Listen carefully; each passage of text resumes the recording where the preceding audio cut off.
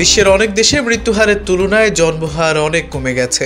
এই সমস্যার অন্যতম কারণ হলো তরুণ প্রজন্মের বড় একটা অংশ বিয়ে করতে বা সন্তান নিতে আগ্রহী না।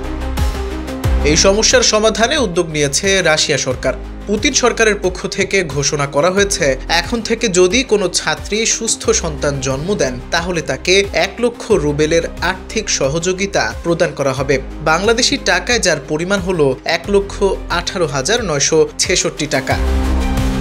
যে ছাত্রীদের বয়স 25 বছরের কম এবং যারা রাশিয়ার কারেলিয়া শহরে থাকেন তারা যদি সন্তান প্রসব করতে পারেন তাহলে তাদের এই আর্থিক সহযোগিতা প্রদান করা হবে। চলতি বছরের 1 জানুয়ারি থেকে এই নিয়ম কার্যকর করা হয়েছে। তবে কোনো ছাত্রী যদি মৃত সন্তান প্রসব করেন তিনি এই সহযোগিতা পাবেন না। এছাড়া প্রসবের পর যদি সন্তানের মৃত্যু হয় কিংবা ভূমিষ্ঠ হওয়া শিশুর যদি কোনো ধরনের শারীরিক সমস্যা থাকে তাহলেও এই আর্থিক সহযোগিতা পাওয়া যাবে কিনা সেটা স্পষ্ট করে ওই সরকারি বিজ্ঞপ্তিতে জানানো হয়নি। এই প্রেক্ষাপটে রাশিয়ার জন্মহার বাড়াতেই আগামী দিনে গর্ভ নিরোধক ওষুধ রাশিয়ায় নিষিদ্ধ করা হতে পারে।